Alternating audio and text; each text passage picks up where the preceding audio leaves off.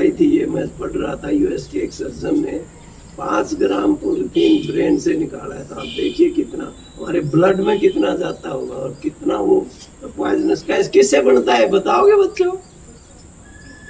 Polythene किससे बनता है पता है आपको? जो तेल साफ करते हैं आपका, जो आपका ऑयल है, जो पेट्रोल वगैरह, ये जो रिफाइनरी में गंद जो बच जाता है इसमें से निकल के, उससे बनता है। तो आप देखिए कितना पॉइजनस होगा ये। और हम इसी में सब्जी, इसी में फ्रूट्स, इसी में कई तो लिफाफे में चाय ले जाते देखे हैं। तो ये जानकारी के अभाव में बहुत ज्यादा यूज कर रहे हैं हम इसका, कम से कम यूज। और काफी देशों में काफी कम हुआ है। तो अमेरिका में उन्होंने ये किया कि अगर आप नया पॉलिथीन इस्तेमाल लोगे दुकान से तो वो उसका 20 सेंट चार्ज करते हैं। 20 सेंट का कितना हो गया? हमारे 20 रुपए। पॉलिथीन का इस्तेमाल कोशिश करो बिल्कुल ना करें, करें तो मिनिमम करें और इसको रीयूज करें। सब्जी आ गई कोई बात नहीं, रख लो, घर वालों को कहो ये लेके दोबारा मंडी में जाए तो वही ले जाए, नहीं तो थैला ले जाए तो इससे अच्छी बात नहीं। तो जब तक हम इसको कूड़े को ठीक तरह से इसका मैनेजमेंट प्रबंधन नहीं सीखेंगे तब तक सफाई नहीं रह पाएगी। और जब तक हम अनुशासित नहीं होंगे तब तक सफाई नहीं रह पाएगी। कब गांधी जी ने शुरू किया था इस देश में स्वच्छता का अभियान, लेकिन आज़ादी के बाद गांधी जी की एक सिर्फ नौजवान ने हत्या कर दी। अगर गांधी जी जिंदा रहते तो शायद आज हमें ये काम करने की जरूरत नहीं थी, क्योंकि गांधी जी का जनता पे भी बहुत प्रभाव था और सरकार पे भी बहुत प्रभाव था। अगर ना सरकार उनकी बात टालती थी ना जनता टालती। तो जब प्रजातंत्र में जनता और सरकार जो मिलके काम करते हैं वो काम बहुत जल्दी हो जाता है। सफाई रहेगी, अनुशासित रहने, कूड़े को सही जगह पे डाल दोगे, कोई गंदगी नहीं। कूड़ा भी 2 तरह का है बेसिकली, वैसे तो बहुत तरह का हो सकता है, लेकिन एक ऐसा है जो बायोडिग्रेडेबल है, दूसरा वो है जो नॉन बायोडिग्रेडेबल है, इसमें पॉलिथीन, प्लास्टिक,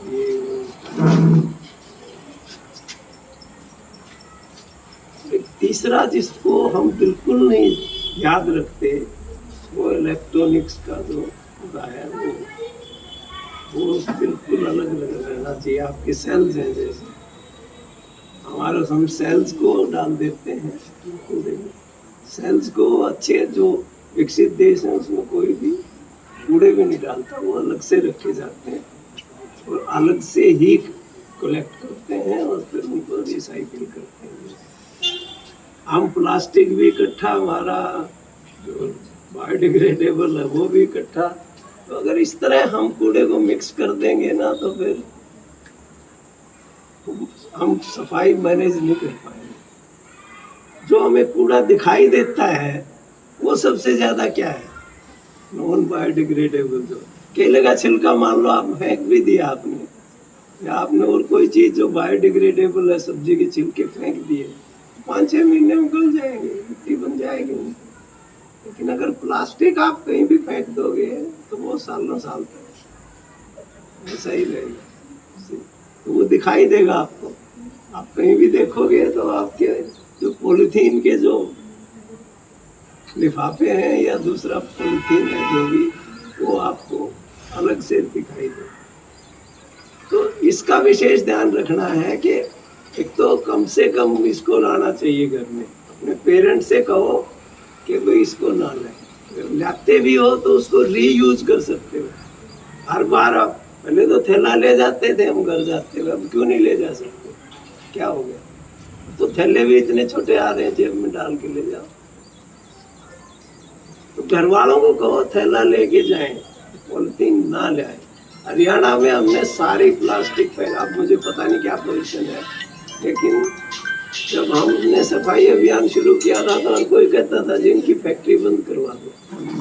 मुझे पता था कि हम करवा भी देंगे तो भी दूसरी स्टेट से आ जाएगा, लेकिन हमने फिर भी, एनवायरमेंट मिनिस्टर थे कैप्टन अजय सिंह, आए हुए थे लेक पे, तो मैंने फ़ोन किया उनको कि मैंने आना है, तो कहने लगे आ जाओ। तो मैंने उनको रिक्वेस्ट की कि जी ये काम कर दो हमारा,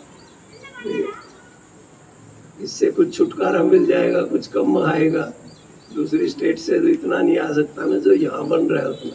तो ये एग्रीड, और जाते ही उसने सीएम साहब से बात करके ऑर्डिनेंस जारी करा दिया। और उसके बाद ये ऐसा एक कानून था जो यूनानिमसली पास हुआ असेंबली में।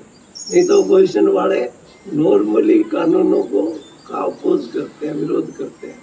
हमने लीडर ऑफ अपोजिशन से भी रिक्वेस्ट की थी कि जी ये बिल आ रहा है, कम से कम इसको तो आप कर लेगा। कोई नहीं। हमारी हरियाणा में फैक्ट्री सब बंद है। अब मुझे पता नहीं किसी ने चला ली हो अपनी तो, लेकिन उस टाइम सब बंद कर दी थी। लेकिन बात हमने कोशिश की कि कम से कम यूज करें। हम मंडी में जाते थे, वहाँ सबसे ज़्यादा पॉलिथीन वहीं यूज होता है सुबह सुबह, तो उनको थैला देते थे। दोस्त था हमारा, तो मिला, उसको थैला भी दिया। अगली बार फिर पॉलिथीन। तो मैंने कहा यार समझ नहीं आई, पिछली बार बताया था आपको। बोला जी याद नहीं रहा थैला लेना। एक दिन मिला, फिर थैला लिए हुए था। मैंने कहा अब तो याद रहने लग गया। कहता जी आपके कहने से तो नहीं हुआ था, लेकिन बच्चों ने कहा जब डी साहब इतना कर रहे हैं पॉलिथीन को कम करने के लिए, तो आप क्यों लाते हो घर में। बच्चों की बात बहुत मानते हैं पेरेंट्स।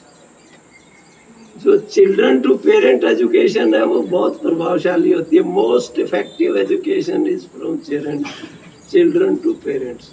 तो अपने पेरेंट्स को, चाचा ताऊ जो भी हैं, रिश्तेदार हैं, उनको सबको कहो।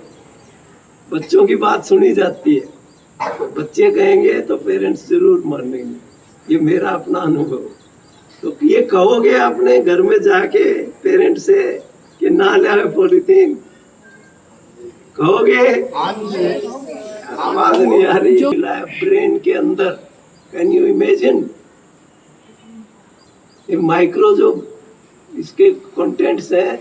हम क्या करते हैं, अब तो गिलास पानी पीने के लिए भी प्लास्टिक का गिलास, आपके कोल्ड ड्रिंक्स बोतल्स में आते हैं सब में।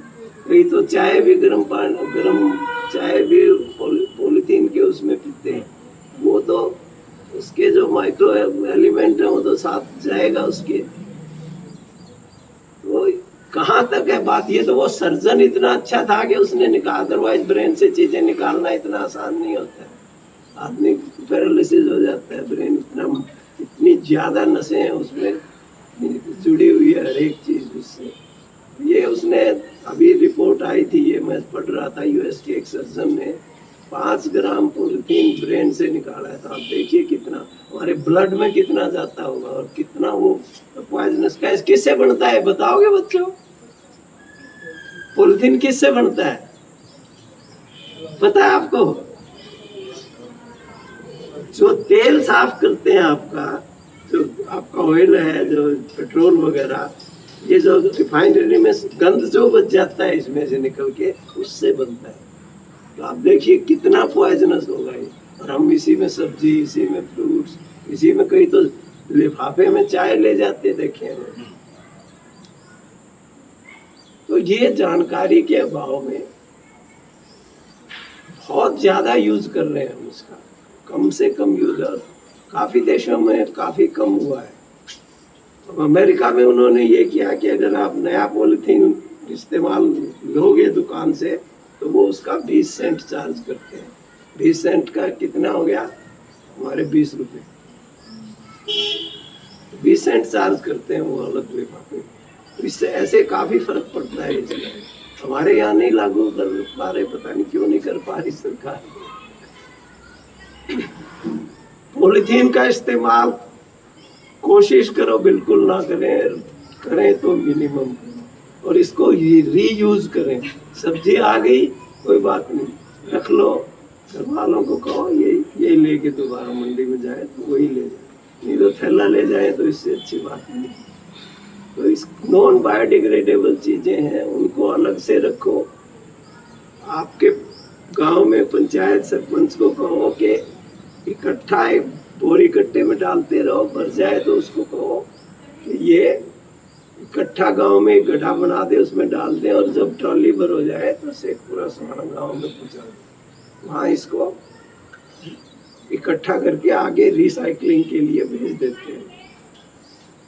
शेखपुरा सुहाना गांव है, करनाल से 2-3 किलोमीटर पे, वहाँ इसका सॉलिड वेस्ट मैनेजमेंट जिसको कहते हैं, वहाँ पे वो उसका प्लांट लगा हुआ है। कूड़े में से वो सेपरेट करते हैं। जो डेवलप विकसित देश है उसमें अलग नहीं करना पड़ता, वहाँ अलग अलग डस्टबिन है उनकी सबकी। पूरा पॉलिथीन जो नॉन बायोडिग्रेडेबल जो चीज़ें वो अलग, जो आपका बायोडिग्रेडेबल है वो अलग, और जो और दूसरी कूड़ा है जैसे सेल्स वगैरह तो वो वैसे ही बिल्कुल अलग रखते हैं सारे। जो आपका इलेक्ट्रॉनिक्स का है वो बिल्कुल अलग रहना चाहिए। तो जब तक हम इसको कूड़े को ठीक तरह से इसका मैनेजमेंट प्रबंधन नहीं सीखेंगे तब तक सफाई नहीं रह पाएगी, और जब तक हम अनुशासित नहीं होंगे तब तक सफाई नहीं रह पाएगी। कब गांधी जी ने शुरू किया था इस देश में स्वच्छता का अभियान, लेकिन आज़ादी के बाद गांधी जी की एक सिरफिरे नौजवान ने हत्या कर दी।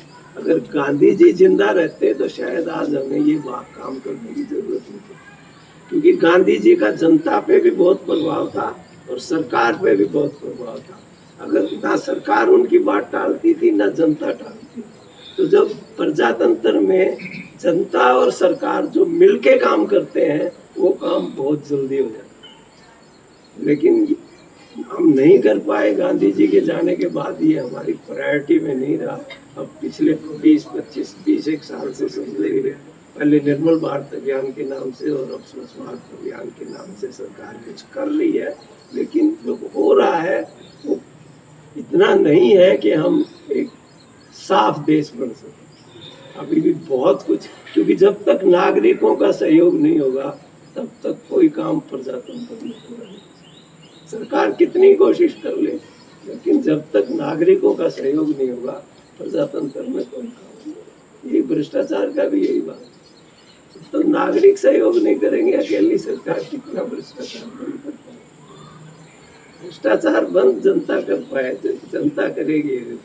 कानून तो बहुत मजबूत बने हुए हैं, तो मैं ज़्यादा समय नहीं ले पाऊंगा क्योंकि आपकी गर्मी भी बहुत है और क्लासेज भी लगनी है। तो कहोगे ना घर वालों के पॉलिथीन कम ना लाए? कहोगे कूड़ा अलग अलग रखोगे, सारा पॉलिथीन को अलग रखोगे? Okay, thank you. आप अच्छे हो, सारे अच्छे हैं। तो एक बार और मैं पुनः दिल से आभार प्रकट करती हूँ। आप यहाँ आए और आपका आशीर्वाद ऐसे ही आगे बना रहे।